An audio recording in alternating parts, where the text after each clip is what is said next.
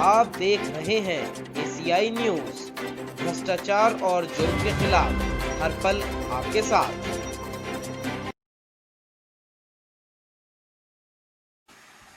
नमस्कार, मैं Mohammad Afan, anti corruption India news channel से स्वागत है आपका।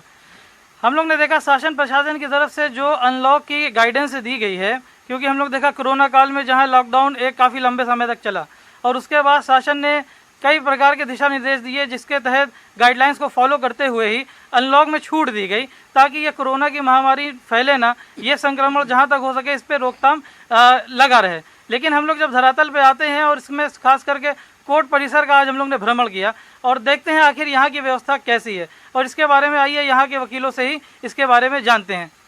स्वागत है आपका हमारे न्यूज़ चैनल में। धन्यवाद भैया। आपका शुभ नाम? मेरा नाम शरफ सरीन एडवोकेट जी। हम देख रहे हैं कि शरफ सरीन एडवोकेट, जो कि यहाँ पे हमने देखा कि पूर्व मंत्री रह चुके हैं द लायर्स एसोसिएशन के भी। आखिर यहाँ के ऊपर क्योंकि कोर्ट परिसर में अभी शासन की तरफ से जो दिशा निर्देश दिए गए हैं उसमें आपके बार एसोसिएशन और द लायर्स एसोसिएशन की तरफ से आप लोगों को खास करके क्या गाइडलाइंस दी गई हैं? हम लोग को ये गाइडलाइन दी गई हैं कि सोशल डिस्टेंसिंग बनाते हुए, मुंह पे पूरा मास्क लगाते हुए हम इस कार्य को करें। मगर हमारे यहाँ के जो लोग हैं वो इसका पालन पूरी तरीके से नहीं कर रहे हैं। किसी के मुंह पे मास्क नहीं है तो थोड़ी पे मास्क लगा है, लोग क्लाइंट को लेके अपने साथ में चल रहे हैं तो उसके मुंह पे मास्क नहीं लगा है। अगर इसी तरीके से कार्य होता रहा तो जो हमारी जो बार एसोसिएशन और लायर्स एसोसिएशन द्वारा दिशा निर्देश दिए गए हैं वो सारी प्रक्रिया ध्वस्त हो जाएगी और फिर हम उसी लाइन प्लेटफॉर्म पे खड़े हो जाएंगे जो आज से पहले हम लोग 4 महीने पहले खड़े थे।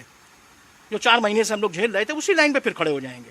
अभी देखिए लेटेस्ट में माननीय उच्च न्यायालय, इलाहाबाद उच्च न्यायालय, ये देखिए दोनों बंद कर दिए गए, फिर बंद कर दिए गए। तो हम लोग ऐसा कार्य करें जिससे हम लोग कार्य भी करते रहें, हमारे परिवारों का पालन भी होता रहे और हम कम से कम यहाँ पे सुचारू रूप से अपनी वकालत कर सकें। तो इसलिए सारे अधिवक्ताओं से और जो भी अपने क्लाइंट को लेकर जाते हैं, क्लाइंट अपने बाहर बैठाएं, चैम्बर में उन्हें घुसने नहीं दें, उनके लिए बाहर कुर्सियाँ डलवाएं जिससे वो खुद भी अपने परिवार के साथ सेफ रहें और अपनी वकालत का पूरी तरीके से पालन करते रहें। क्या समय समय पर कोर्ट परिसर में इधर किसी प्रकार का सैनिटाइजेशन किया गया है? नहीं, इसके विषय में मुझे कोई जानकारी नहीं।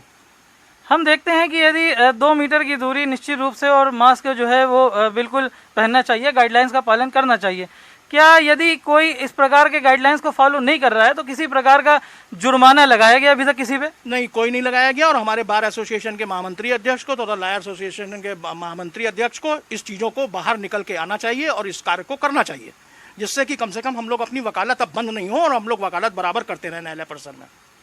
हमने देखा हाल ही में कोरोना काल में काफ़ी ज़्यादा संकट की स्थिति से वकीलों को भी गुजरना पड़ा, खासकर आर्थिक स्थिति को लेके, क्योंकि कोर्ट परिसर बन रहा और जिसको चलते काफ़ी ज़्यादा हमने देखा दयनीय स्थिति कुछ वकीलों की हो गई है। इस पर आपकी क्या राय है? इस पर हमारी ये राय है कि हमारे जितने भी अधिवक्ता बंधु हैं, जो हमारे जूनियर्स हैं या हमारे जो बेचारे गरीब अधिवक्ता बंधु हैं, उनकी मदद यहाँ से ना के बराबर की गई, जबकि उनकी मदद इतनी करनी चाहिए थी कम से कम कि उनके घर परिवार के बच्चों को खाना मिल जाता, कुछ मिल जाता। हम एक अधिवक्ता व्यवसाय के ऐसे पेशे में हैं जो कहीं पे भी खड़े होकर लाइन नहीं लगा सकते, कहीं खाना बट रहा हो तो हम खाना नहीं ले सकते। तो इस तरीके से हमारी जो इमेज है वो ख़राब होती है। उस इमेज का किसी ने भी ध्यान नहीं रखा यहाँ पे। हम देखते हैं प्रदेश सरकार की तरफ से या केंद्र सरकार की तरफ से किसी प्रकार का आर्थिक पैकेज या कोई आर्थिक सहायता वकीलों को मुहैया कराने का आश्वासन दिया गया? हाँ, दिया गया था, मगर उसके विषय में क्या हुआ, ना ही यहाँ के अध्यक्ष ने ना महामंत्री ने, दोनों जगह के अध्यक्ष महामंत्रियों ने कोई भी इसके विषय में पेपर में बताया नहीं, मगर आश्वासन आया था। तो इसके चलते हम देखते हैं किसी प्रकार का कोई जिलाधिकारी महोदय या कहीं को ज्ञापन आप लोगों ने दिया है? हाँ, ज्ञापन दिया है। हमारे नरेश त्रिपाठी जी हैं, उन्होंने ज्ञापन दिया, तब ये कोर्ट खुली है हमारी। अगर वो ज्ञापन नहीं देते नरेश चंद्र त्रिपाठी जी अगर ये ज्ञापन नहीं देते तो जिस दिन ज्ञापन दिया उसके दूसरे दिन से ही कोर्ट खुल गई और हमारे जो जूनियर अधिवक्ता हैं, हमारे मुंशी हैं, टाइपिस्ट हैं, उनका कम से कम कार्य शुरू हुआ। थोड़ा सा उनके परिवार को भोजन कायदे से मिला बैठ के। इनके हम बहुत बड़े आभारी हैं नरेश चंद्र त्रिपाठी जी के। हम देख सकते हैं यहाँ पे जिस तरह से शरफ सरीन जी ने अपनी राय दी, यहाँ पे और भी वकील हैं, आइए सीधे हम उनसे भी कुछ राय लेते हुए। जी, स्वागत है आपका हमारे न्यूज़ चैनल। Thank you. आपका शुभ नाम? अर्चना वर्मा। देखा जाए तो आप यहाँ पे कोर्ट परिसर में क्योंकि वकालत करती हैं, जुड़ी हुई हैं, आपकी अपनी भी आर्थिक स्थिति को लेकर जो कि एक परिवार आपको चलाना पड़ता है। आखिर इधर कोरोना काल में क्या कठिनाई रही कि कोर्ट परिसर और परिवार दोनों को देखते हुए? समस्या तो बहुत ही बड़ी रही है, जो कि 4 महीने में हम लोगों ने काफ़ी परेशानियां झेली। हमारे साथ साथ जो हमारे जूनियर टाइपिस्ट हैं और भी हमारे कचहरी के अंदर जो परिसर में प्राइवेट वर्कर हैं, बेचारे काम कर रहे हैं, उनको लेके काफ़ी आपसे यही निवेदन है। हमारा जो हमारे सीनियर अधिवक्ता ने कहा है, हम उनकी बातों से पूरी तरह से सहमत हैं। जो भी अगली कार्यवाही की जाए उनके समर्थन से की जाए, हम उनसे पूरी तरह से सहमत हैं। आप जब घर से कोर्ट परिसर के लिए निकलते हैं तो निश्चित रूप से सोशल डिस्टेंसिंग का आप फॉलो करते हैं, लेकिन यदि कहीं पे कोई नहीं करता है तो क्या आप देख रहे हैं प्रशासन की तरफ से कोई चालान वगैरह इधर खासकर किए गए हैं? नहीं, अभी तो ऐसा कुछ हमारे सामने नहीं हुआ है। ये है कि अब हम तो खुद सोशल डिस्टेंसिंग करते हैं, अब दूसरों को देखते हैं तो बहुत दुख होता है कि अभी ऐसा नहीं कर रहे हैं, आगे चल के ये खुद प्रॉब्लम में हो जाएंगे। इसलिए हमारी उनसे ये रिक्वेस्ट है कि सोशल डिस्टेंसिंग का पालन जरूर करिए।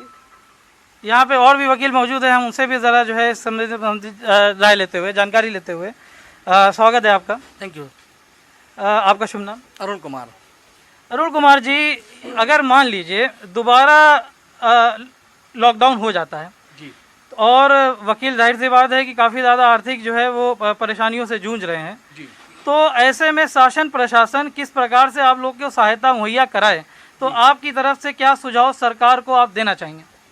हमारा ये कहना है कि जिस प्रकार से सरकार और हम लोग जो अपने यहाँ अधिवक्ता के जो वकालतनामा फाइल करते हैं, उसमें एक अधिवक्ता कल्याण निधि का टिकट लगाया जाता है जो कि सरकार के खाते में जाता है।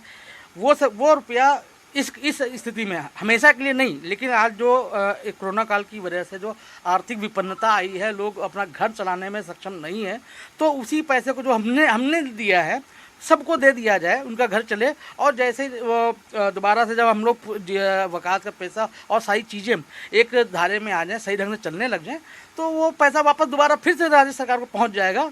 इतना हम लोग कर सकते हैं, लेकिन अब मजबूरी कह सकते हैं कि क्या है, कौन है, कुछ वहाँ तक बात पहुँच नहीं रही है हमारे शासन प्रशासन तक।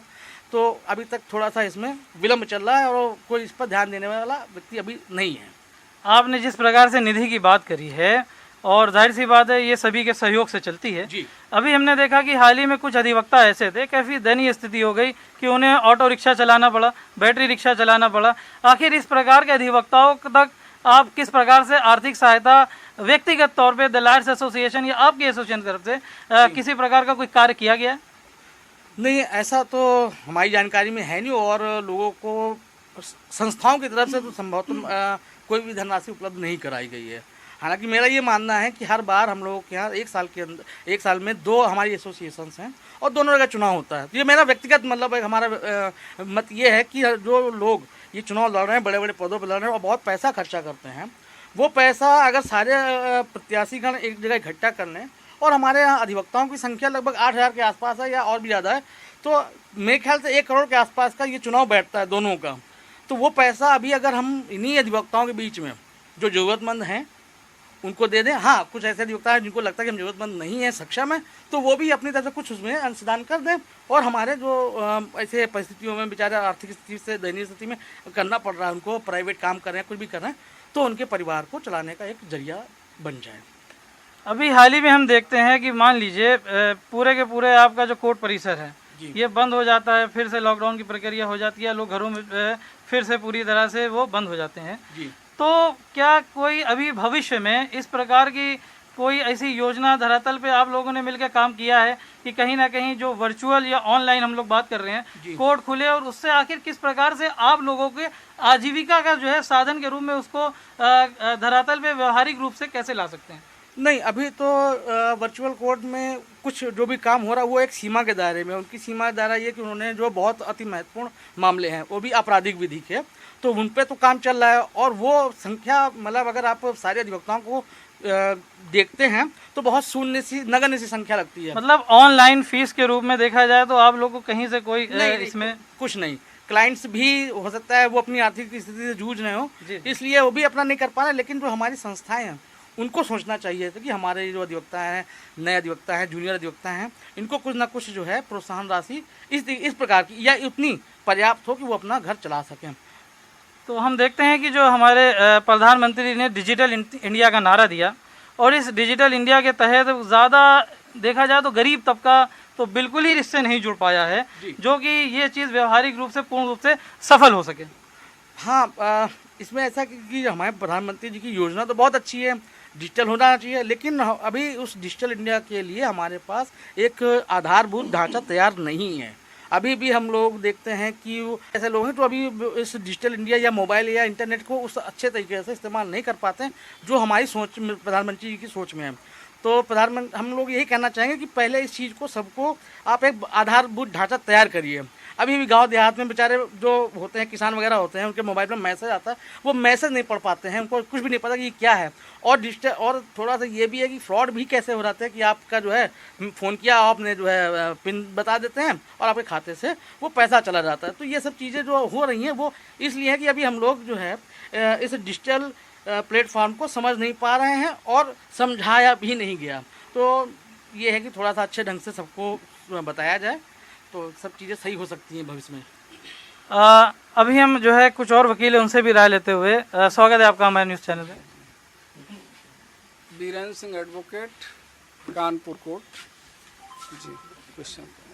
जी, देखा जाए वीरेन जी, आप अपने परिवार को चला रहे हैं और इसके अलावा और कोई आय का स्रोत वकील के पास है नहीं। अब ऐसे में आप देख रहे हैं यहाँ पे यदि सोशल डिस्टेंसिंग का आप तो फॉलो कर रहे हैं, यदि कोई नहीं कर रहा है तो क्या कोई ऐसा है कि फ़ोन पे या किसी प्रकार से उनका सूचना दी जाए या उनका चालान जो है वो कटवाया जाए? देखिए, अभी तक जो हम देख रहे हैं कचहरी परिसर में इस तरह की कोई किसी का चालान नहीं किया गया।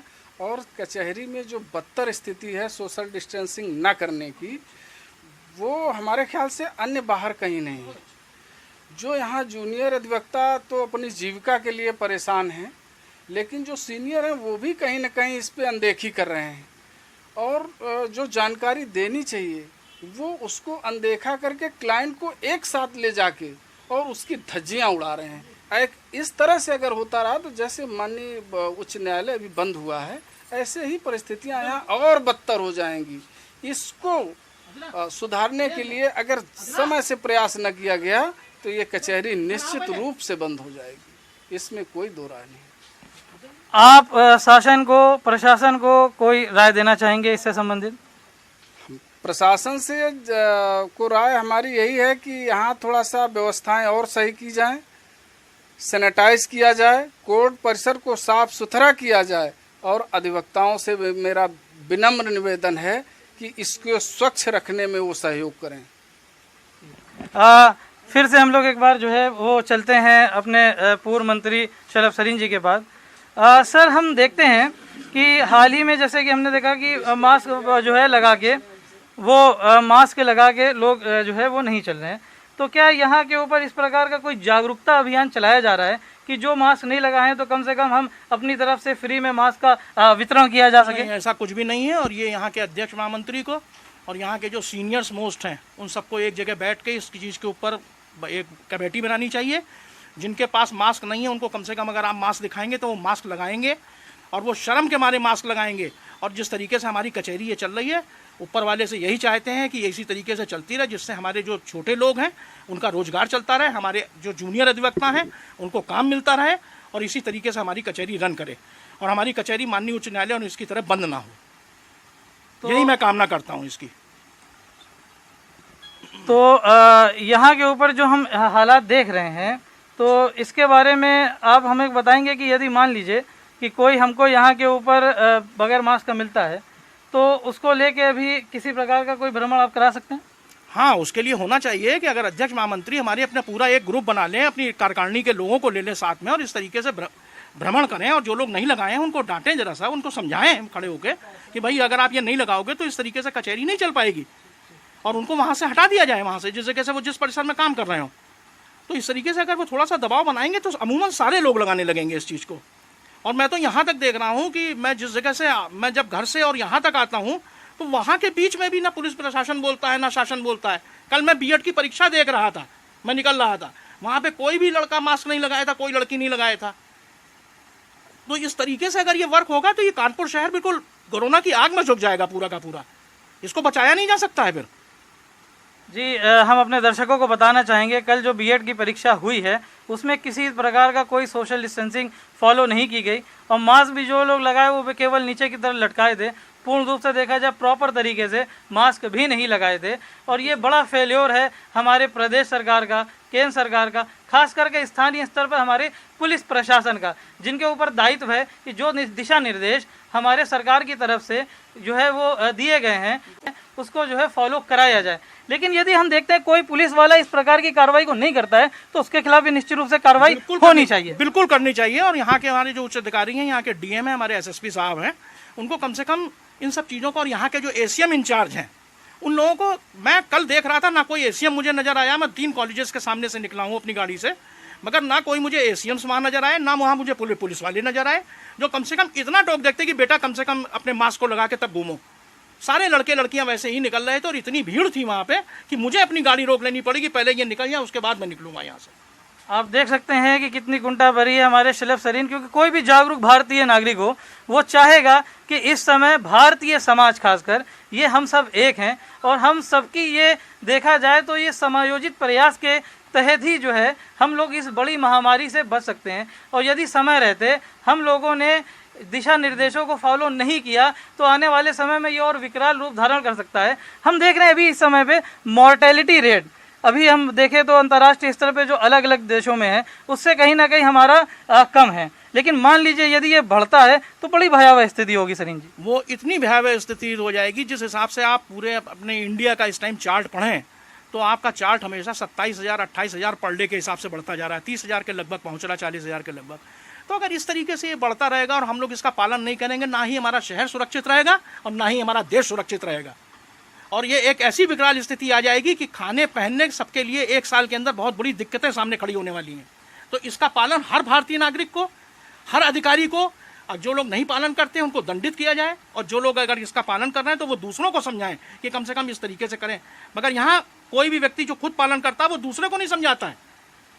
भारतीय समाज में देखा जाए जो वकील हैं, अधिवक्ता हैं, ये इंटेलेक्चुअल क्लास में आता है। बिल्कुल सही। और अगर हम देखें तो आपसे एक प्रश्न आता है कि जब बड़े कम कोरोना के मरीज निकल रहे थे तो हमारे प्रधानमंत्री जी ने लॉकडाउन बोल दिया था, आज वो 10 गुना 20 गुना बढ़ गया है। आखिर क्या वजह है कि अब उस तरीके से या उस तरीके से कठोरता के साथ इसको फॉलो या पालन नहीं कराया जा रहा है? उन्होंने जो काम कराया था, प्रधानमंत्री जी ने कराया या हमारे चीफ मिनिस्टर साहब ने कराया, वो इसलिए कराया था उस टाइम पे कि हम लोग ये सीख ले लें इतने दिनों के अंदर कि हम लोगों को कैसे रहना है। मगर हम देश को नहीं बंद कर सकते, हम शहर को नहीं बंद कर सकते। अगर हम बंद कर देंगे तो हम पंगु हो जाएंगे, हम कोई काम नहीं कर सकते। तो जब हमारी सिखाने के ऊपर भी आप नहीं सीखे हो तो फिर सरकार भी छोड़ देती है आपको कि फिर आप अपने आप जीजिए और अपने आप जैसा आपको ठीक लगे वैसा करिए। उन्होंने सिखाने के लिए 3 लॉकडाउन करे हैं, तीनों लॉकडाउन उन्होंने ये बताने के लिए करे हैं कि हमको अगर पालन करना है तो इस तरीके से पालन करें तो इस शहर को चलाया जा सकता है, इस देश को चलाया जा सकता है। मगर वो देश को न चला पा रहा, ना कोई शहर को, जिसकी जैसे मर्जी आती वैसे घूमता है। इसलिए अब यहाँ पे कठोर नियम बनने चाहिए। जो बिना मास्क के मिले, चाहे वो पैदल चलते हुए मिले, चाहे वो गाड़ी पे मिले, उनका जुर्माना होना चाहिए और 500 रुपये से नीचे जुर्माना बिना मास्क वाले के नहीं होना चाहिए। हमने देखा हाल ही में झारखंड की सरकार ने तो मास्क ना पहनने में 1 लाख का जुर्माना रखा, लेकिन फिर भी लोगों में इस प्रकार का भय व्याप्त नहीं हुआ। नहीं, 1 लाख रुपए का जुर्माना तो कहने के लिए किया गया। मेरी समझ में तो 1 लाख का जुर्माना वहाँ पे इतना न लिया गया है, ना कुछ हुआ है। और 1 लाख का जुर्माना नहीं बनता है, बनता इतना है कि अगर 10 रुपए की जो चीज़ आती है उसके ऊपर आप 100 रुपये का जुर्माना कर दीजिए, 500 रुपये का जुर्माना कर दीजिए। 500 रुपये भी ज़्यादा है, मगर 100 रुपये का जुर्माना करा जा सकता है एक आदमी के ऊपर। तो वो कम से कम मास्क पहनेगा अगर एक आदमी का हो जाएगा, और जो उसे 10 लोग देखेंगे वो 10 लोग अपने आप मास्क में आ जाएंगे। मगर मास्क थोड़ी पे नहीं लगना चाहिए, मास्क मुंह और नाक को कवर करते हुए लगना चाहिए। आपकी एसोसिएशन की तरफ से हम कोर्ट परिसर में जितने वकील हैं, क्या किसी प्रकार का सैनिटाइजेशन को लेके या मास्क लेके एसोसिएशन की तरफ से बांटा गया है, वितरण किया गया है? नहीं, अभी तक तो कोई नहीं आया यहाँ पे। हम समझते हैं कि बिल्कुल होना चाहिए, बिल्कुल होना चाहिए। और चैम्बर होना चाहिए। चैम्बर कम से कम अध्यक्ष महामंत्री जी को मास्क के लिए विषय में पता करना चाहिए कि किन वकीलों के पास नहीं है। नहीं हो सड़क पर चलते हुए जो वकील न लगाए हों उनको अगर आप दिखाएंगे तो वो अपने उसके ऊपर ही क्या नाम ग्लानी से ही भर जाएंगे वो कि चलिए हमारे अध्यक्ष महामंत्री बांट रहे हैं, कम से कम हम मास्क पहन लें, अच्छा नहीं लग रहा है। तो ये अगर 2-3 दिन चला दिया जाए तो इससे सारे लोग मास्क में नजर आ जाएंगे। अंत में हम चाहेंगे आप हमारे चैनल के माध्यम से दर्शकों को, जनता को कोई संदेश देना चाहेंगे? मैं केवल संदेश ये देना चाहता हूँ कि जो बीमारी है वो संक्रमित है और बहुत भयानक है। इससे को मजाक में मत लें। इसको ऐसे लें कि ये बीमारी हमारे परिवार को, हमारे बच्चों को, हमारे देश को, हमारे राज्य को, सबको ख़त्म कर देगी। इसलिए इसका सोशल डिस्टेंसिंग का पालन करें और मास्क पहन के रहें और उचित दूरी बनाए रखें सब लोग। बहुत बहुत धन्यवाद हमसे जुड़ने इससे के मेरा लिए। देश भी स्वस्थ होगा, मेरा राज्य भी स्वस्थ होगा। जय जी, भारत। धन्यवाद हमसे जुड़ने के लिए।